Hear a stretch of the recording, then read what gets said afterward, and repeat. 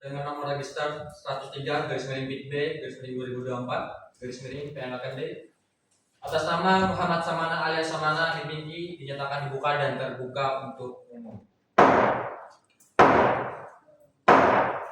Kepada penuntut umum, adakah terdakwa dalam persidangan?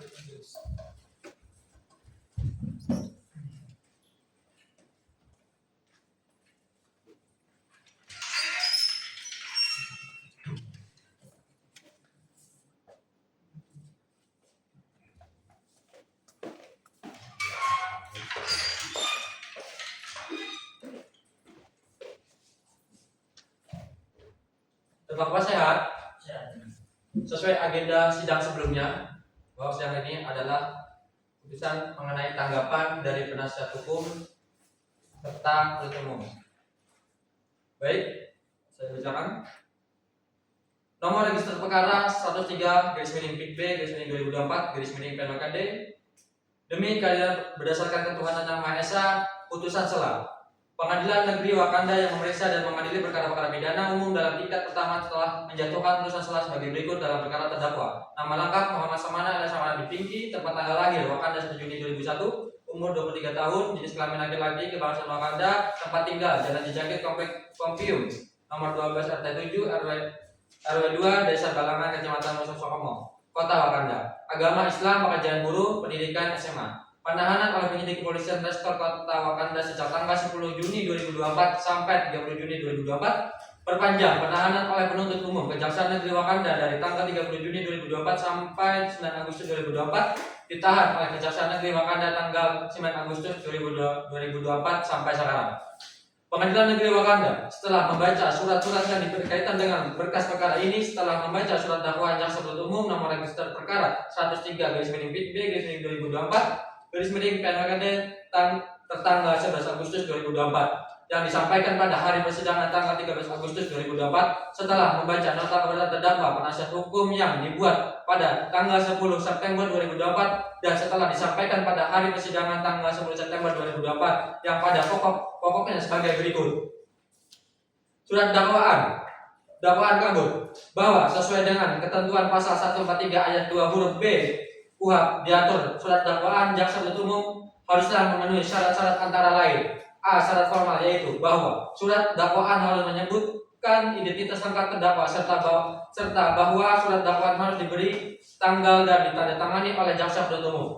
B. Syarat material bahwa surat dakwaan harus memuat dan menyebutkan waktu, tempat delik dilakukan, kemudian surat dakwaan haruslah disusun secara cermat, jelas dan lengkap tentang tindak pidana yang didakwakan. Dalam eksepsi kami ini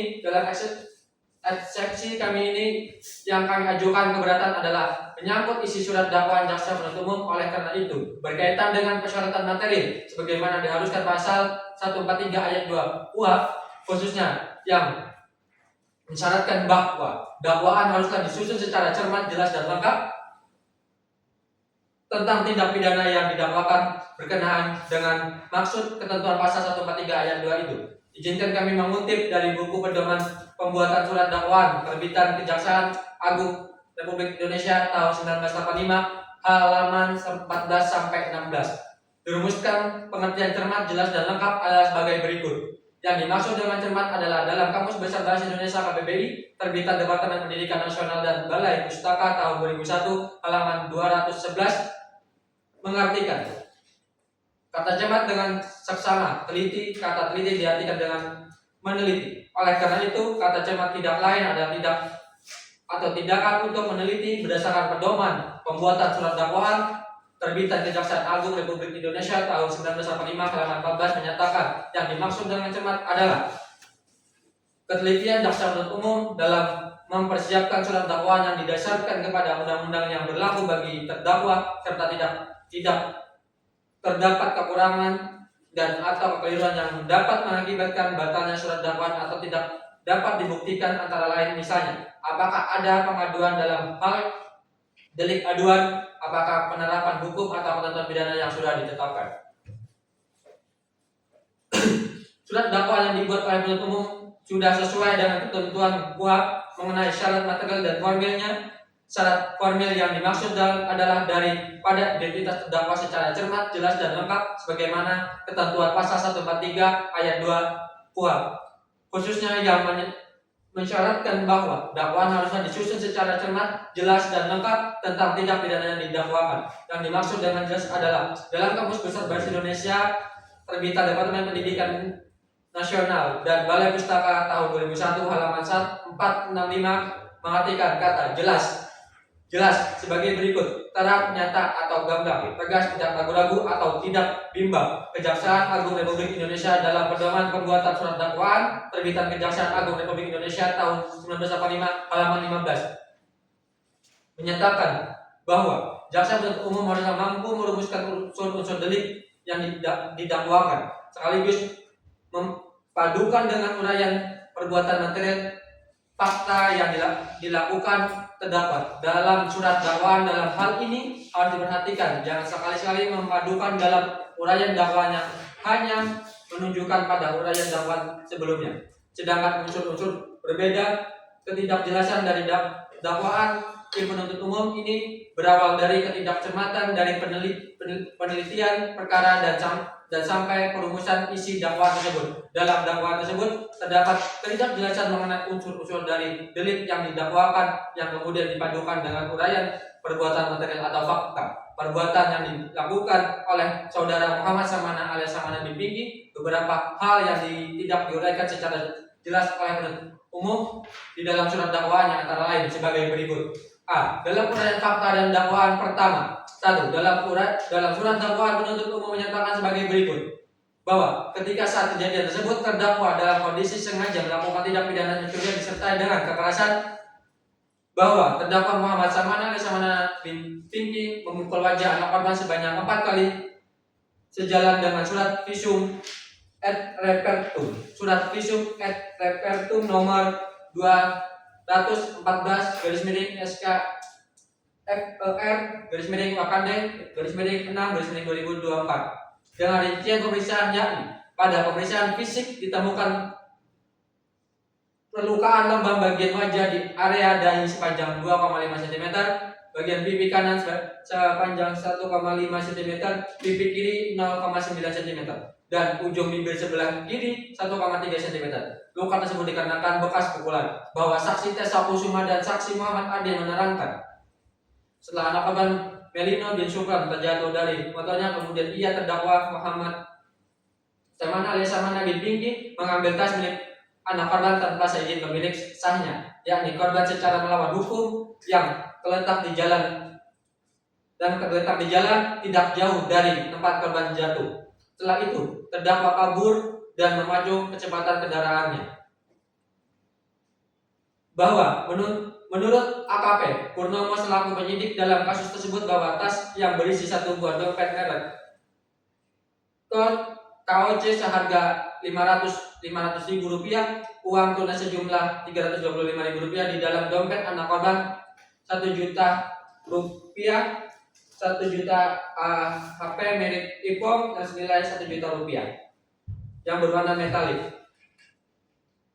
2 juta rupiah jam tangan merek Alexander Cimin seharga 1 juta rupiah dimiliki oleh anak korban Melino binti Syukran, ditemukan di rumah kediaman ia terdakwa Muhammad Samana bin Pinky di Komplek Kampium, Desa Balalangan, Kecamatan Mesosokumo, Kota Wakanda, Provinsi Bima Tenggara, pada saat penangkapan terdakwa pada 9 Juni 2024 pukul 19 WITA.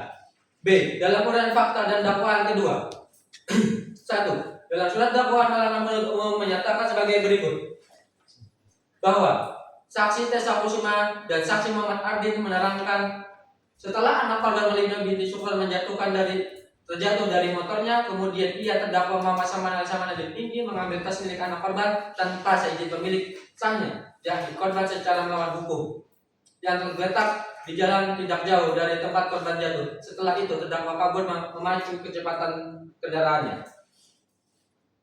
Berdasarkan uraian dalil-dalil tersebut di atas, maka penasihat hukum terdakwa memohon kepada majelis hakim yang memeriksa dan mengadili perkara ini untuk memutuskan dengan amar sebagai berikut: menyatakan menolak sebagian atau keseluruhan eksepsi dari penasihat hukum.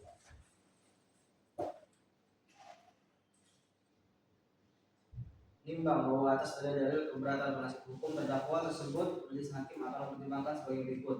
Pertimbangan hukum menimbang bahwa dalam pasal 106 ayat 1 KUHP dirumuskan sebagai berikut. Dalam hal terdakwa atau penasihat hukum mengajukan keberatan bahwa pengadilan tidak berwenang mengadili perkaranya atau dakwaan tidak dapat diterima atau surat dakwaan harus dibatalkan. Setelah diberi kesempatan penuntut umum untuk menyatakan pendapatnya, hakim mempertimbangkan keberatan tersebut untuk selanjutnya mengambil keputusan. Dan pasal 156 ayat 2 KUHP yang berbunyi, jika hakim menyatakan keberatan tersebut diterima, maka perkara itu tidak diperiksa lebih lanjut. Sebaliknya dalam hal tidak diterima atau hakim berpendapat hal tersebut baru dapat diputus setelah selesai pemeriksaan, maka sidang dilanjutkan. Menimbang bahwa untuk mempersingkat uraian perkara ini, selengkapnya eksepsi nota keberatan penasihat hukum terdakwa atas surat dakwaan jaksa penuntut umum tersebut sebagaimana dimuat dalam berita acara persidangan dalam perkara ini dan semuanya telah turut dipertimbangkan serta telah termasuk juga dari bagian yang tidak terpisahkan dan merupakan satu kesatuan dalam putusan ini. Menimbang bahwa sehubungan dengan ketentuan pasal 156 ayat 1 KUHP tersebut di atas, maka majelis hakim berpendapat bahwa dalil-dalil keberatan penasihat hukum terdakwa yang layak dipertimbangkan dalam putusan setelah ini sebatas pada dalil-dalil dalam keberatan penasihat hukum terdakwa. Menimbang bahwa penuntut umum telah mendakwa terdakwa dengan dakwaan primer dan pasal 365 ayat 1 dan dakwaan subsidiar dengan pasal 362 KUHP. Menimbang bahwa apabila dikaji analisis lebih intens, detail dan terperinci terhadap kebenaran penasihat hukum sebenarnya bermuara pada aspek esensial tentang surat dakwaan jaksa penuntut umum yang tidak menguraikan secara cermat, jelas dan lengkap sesuai pasal 3 ayat 2 huruf P KUHP. Maka untuk itu majelis terlebih dahulu harus memberi deskripsi, mempertimbangkan dan menentukan pendiriannya tentang pengertian cermat, jelas dan lengkap dari surat dakwaan itu. Tinjau dari optik redaksionalnya, doktrin, makna gramatika, serta surat edaran jaksa agung dan jurisprudensi Mahkamah Agung RI sehingga menempatkan persepsi yang jelas baik untuk visi jaksa penuntut umum, dakwa dan penasihat hukumnya serta masyarakat luas.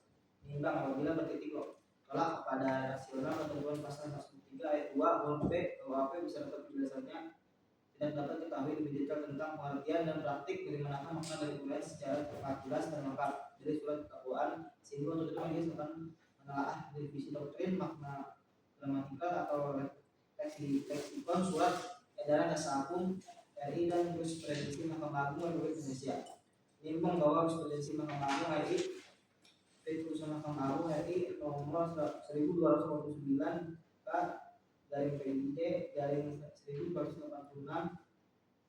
26 Juni 1997 termuat dalam majalah Karya Peradilan nomor 41 edisi Februari tahun 1989 halaman 97 sampai 103 ditentukan bahwa surat dakwaan tidak cermat, jelas dan lengkap apabila surat dakwaan tidak memuat secara lengkap unsur daripada tindak pidana yang didakwakan, sehingga apabila unsur tersebut tidak diterangkan secara utuh dan menyeluruh, maka hal ini menyebabkan surat dakwaan menjadi kabur, sehingga menyebabkan ketidakjelasan terhadap tindak pidana apa yang dilanggar oleh terdakwa.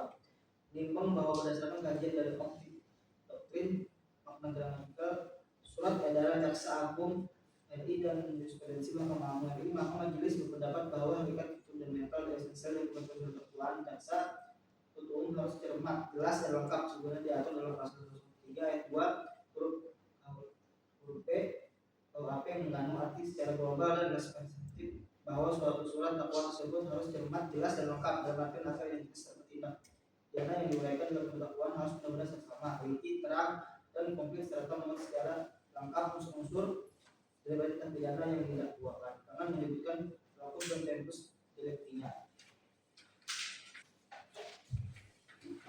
Bahwa sekarang majelis akan meneliti dan mempertimbangkan apakah benar surat dakwaan jaksa penuntut umum jelas-jelas kabur dan tidak memenuhi syarat sebagaimana ditentukan dalam pasal 103 ayat 2 huruf B KUHP karena tidak jelas, tidak cermat dan tidak lengkap. Untuk itu majelis akan menentukan pendirinya dengan mempertimbangkan tentang aspek sebagai berikut.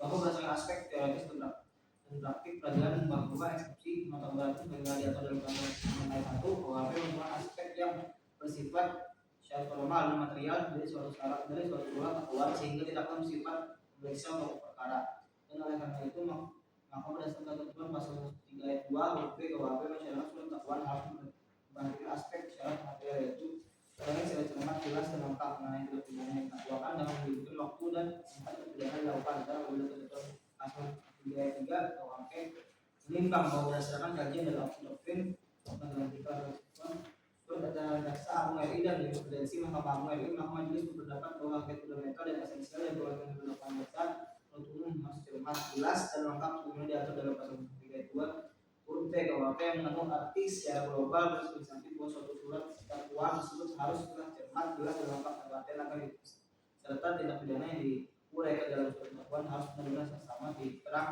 dan komplit serta memuat secara lengkap unsur daripada tindak pidana yang didakwakan dan menyebutkan lokus dan tempus deliktinya. Nimbang bahwa sekarang majelis akan meneliti dan mempertimbangkan apakah benar surat dakwaan jaksa belum jelas kabur dan tidak memenuhi syarat bagaimana ditentukan dalam pasal 103 ayat 2 huruf B KUHP karena tidak jelas, bercermat dan tidak lengkap. Untuk itu majelis akan menetapkan pendiriannya dengan mempertimbangkan tentang aspek-aspek berikut, bahwa berdasarkan aspek teoritis dan peradilan bahwa eksepsi nota keberatan sebagaimana diatur dalam pasal 106 ayat 1 KUHP merupakan aspek yang bersifat syarat formal dan material dari suatu surat dakwaan sehingga dilakukan bersifat memeriksa pokok perkara, dan oleh karena itu maka berdasarkan ketentuan pada pasal 3 ayat 2 huruf B KUHP persyaratkan surat dakwaan harus mempertimbangkan aspek syarat material, yaitu mulai secara cermat, jelas, lengkap mengenai tindak pidana yang didakwakan dan memiliki waktu dan tempat yang tidak dilakukan, dan apabila ketentuan pasal 3 ayat 3 KUHP tersebut dilanggar akan mengakibatkan surat dakwaan batal dihukum. Nimbang bahwa uraian surat dakwaan yang menyebabkan ketidakjelasan terhadap tindak pidana apa yang dilanggar oleh terdakwa, misalnya surat dakwaan yang mengandungkan unsur pasal yang satu dan lain sehingga menyebabkan terdakwa tidak mengerti apa yang didakwakan terhadap dirinya, maka surat dakwaan tersebut batal dihukum. Sebagaimana diatur dalam putusan Mahkamah Agung nomor 1229 K/PID/1984 pada tanggal 26 Juni 1987. Menimbang bahwa dalam putusan Mahkamah Agung nomor 104 K/KR/1971 pada tanggal 31 Januari 1973, pembatalan dilakukan karena penuntut umum dalam merumuskan tindak pidana yang dilakukan kepada terdakwa hanya merumuskan kualifikasi tindak pidana yang didakwakan dan juga hanya merumuskan kualifikasi tindak pidana saja tanpa mengulangi perbuatan nyata fakta yang memenuhi rumusan unsur tindak pidana tersebut. Nimbang bahwa aspek utama dalam mempunyai pedoman dasar pembuatan surat dakwaan dalam menyusun surat dakwaan, kecermatan diperlukan dalam mengutarakan unsur perbuatan pidana yang ditentukan di dalam undang-undang atau pasal-pasal yang bersangkutan, dan dilanjutkan dengan mengungkapkan fakta perbuatan yang didakwakan sesuai dengan unsur-unsur dari pasal yang dilanggar oleh terdakwa tersebut.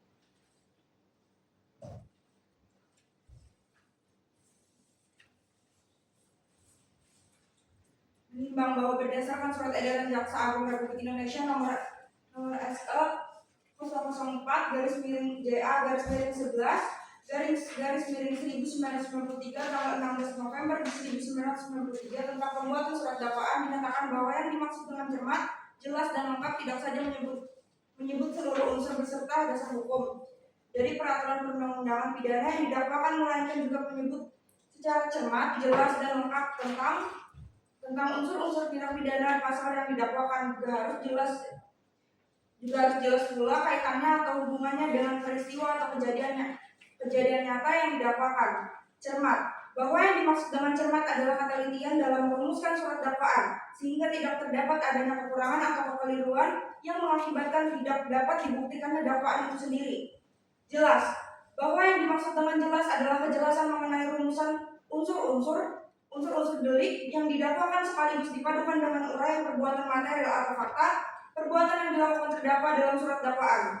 Lengkap adalah dalam menyusun surat dakwaan, jaksa penuntut umum harus mampu menguraikan unsur-unsur tindak pidana yang dirumuskan dalam undang-undang secara lengkap, dalam arti tidak boleh terjadi adanya unsur-unsur tindak pidana yang didakwakan yang tertinggal atau tercecer dan tidak tercantum dalam surat dakwaan sehingga rumusan delik yang didakwakan mencakup semua unsur-unsur yang ditentukan di dalam undang-undang tentang pelanggaran yang didakwakan kepada terdakwa. Menimbang menurut Profesor Akarim Nasution, SHMH, seorang mantan jaksa pada Kejaksaan Agung RI, dalam bukunya Masalah Surat Tuduhan dalam Proses Pidana terbitlah CV Panjuruan 7 Jakarta cetakan kedua 1981 halaman 110 menyatakan surat dakwaan dinyatakan lengkap apabila memuat unsur tindak pidana dan uraian kronologi peristiwa yang jelas dilakukan oleh terdakwa sehingga jaksa penuntut umum dalam surat dakwaannya wajib menyebutkan unsur-unsur tersebut dengan baik dan lengkap.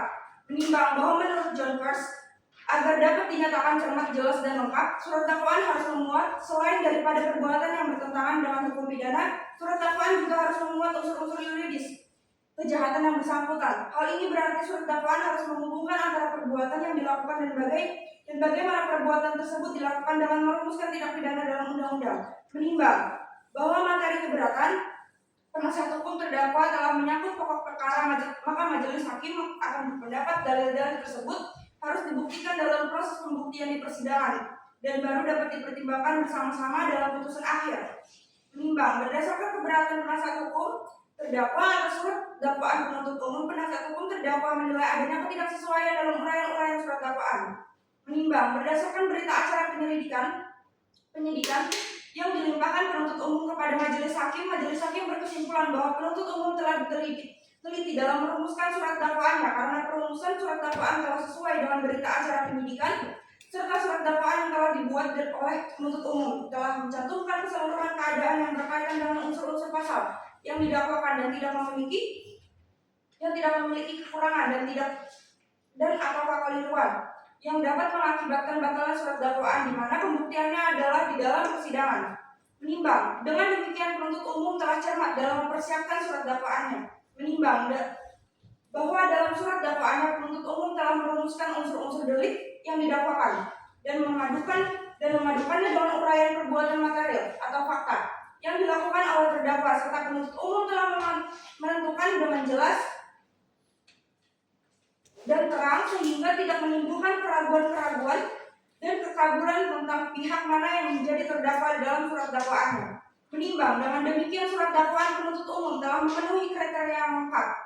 Menimbang bahwa dari uraian di atas, majelis hakim berkesimpulan bahwa surat dakwaan penuntut umum telah memenuhi syarat material sahnya suatu surat dakwaan, yaitu uraian yang cermat, jelas, dan lengkap tentang tindak pidana yang didakwakan serta menyebutkan waktu dan tempat tindak pidana itu dilakukan oleh terdakwa sebagaimana diatur dalam pasal 143 ayat 2 huruf B KUHP.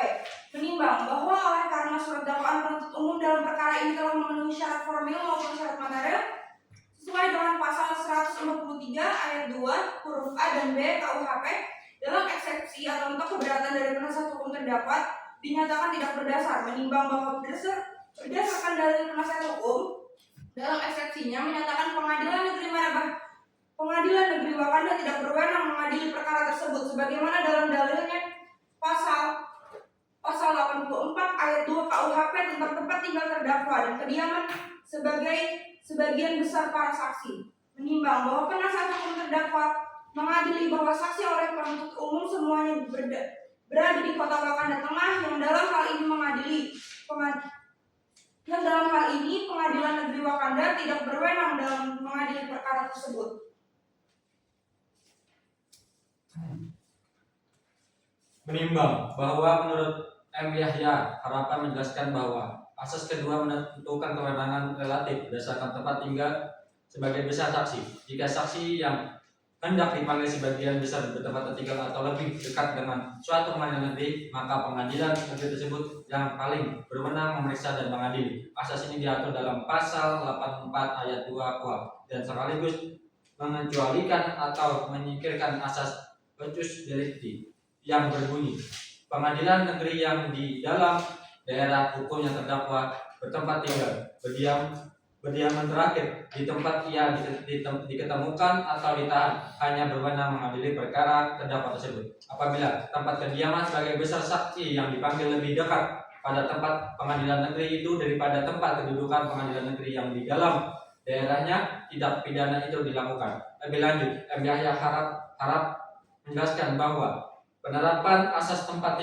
kediaman dan dapat terjadi dalam hal-hal sebagai berikut. Apabila terdakwa bertempat tinggal di daerah hukum pengadilan negeri di mana sebagian besar saksi yang hendak dipanggil bertempat tinggal. Agar asas ini dapat diterapkan, terdapat dua asas yang harus dipenuhi.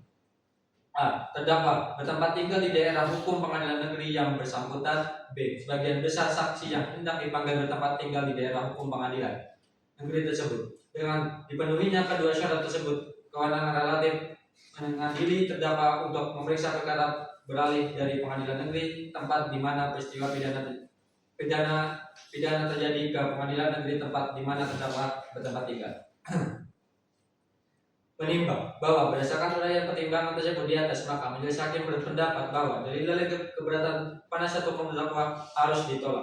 Menimbang bahwa oleh karena keberatan penasihat hukum terdakwa harus ditolak, maka persidangan ini harus dilanjutkan. Menimbang oleh karena pemberian perkara harus dilanjutkan, maka penghitungan dan pembebanan biaya perkara harus ditanggung hingga putusan akhir.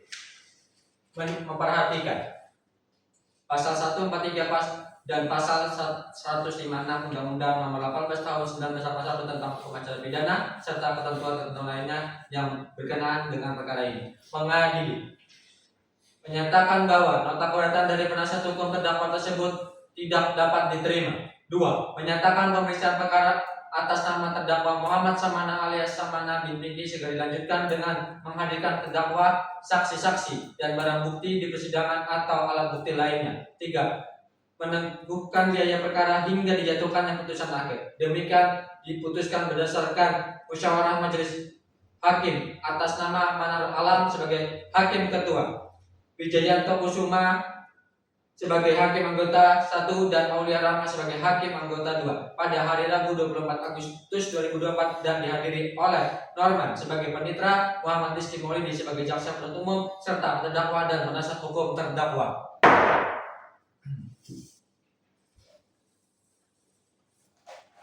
Berhubung nota keberatan dari penasihat hukum terdakwa tidak diterima, maka sidang kita lanjutkan.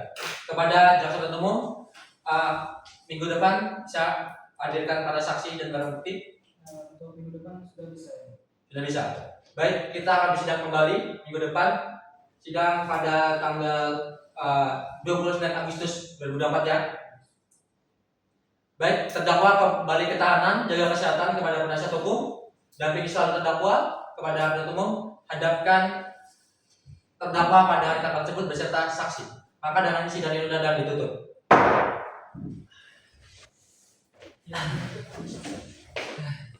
Lagi ya.